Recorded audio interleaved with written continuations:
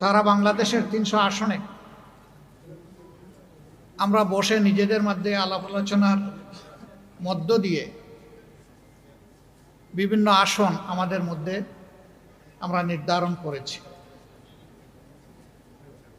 যেহেতু দুইটা দল একেবারে শেষ পর্যায়ে এসে আমাদের সাথে তারা মিলিত হয়েছেন, আরও অনেকগুলা দল তারা আগ্রহী ছিলেন, বাট এই প্রক্রিয়া এই মুহূর্তে এখানে সম্পৃক্ত করা আমাদের জন্য খুবই দুরূহ হয়ে গেছে। অনেকের আগ্রহ থাকা সত্ত্বেও আমরা সেভাবে তাদেরকে সম্পৃক্ত করতে পারছি না। আমরা তাদের কাছে দুঃখ প্রকাশ করছি, কিন্তু জাতীয় জীবনে ইনশাল্লাহ আমরা তাদের সাথে একসাথে কাজ করব এই জাতিকে গড়ার জন্য ইনশাল্লাহ। আমাদের আসন সমঝোতা অলমোস্ট কমপ্লিট।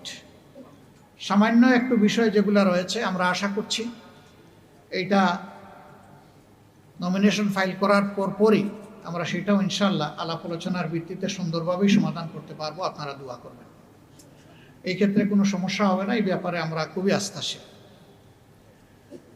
সাংবাদিক বন্ধুগণ, আপনারা জাতির বিবেক এবং মিডিয়া জাতির দর্পণ। আমরা কোন পর্যায়ে চলে গিয়েছিলাম আমরা সবাই জানি।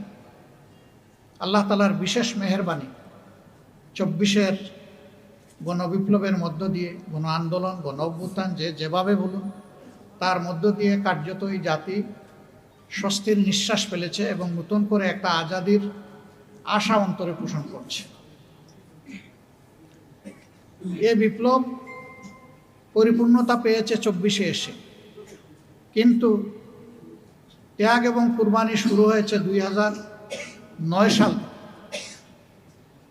তৎকালীন বিডিআরের সদর দপ্তর পিলখানায় যে মর্মান্তিক হত্যাকাণ্ড হয়েছিল, যেখানে বাংলাদেশের কমিটেড ৫৭ জন অফিসার তাদের জীবন দিয়েছিলেন। এরপরই একের পর এক বিভিন্ন দল, আলেম ওলামা, সিভিল সোসাইটি, সাংবাদিক সমাজ, এক কথা কেউ বাকি নাই, সকলের উপরেই নির্যাতন নিপীড়ন গিয়েছে। এখন জাতি একটা দীর্ঘস্থায়ী মুক্তির দিকে আগাতে চায়, শান্তির দিকে আগাতে চায়, একটা সুশৃঙ্খল জাতি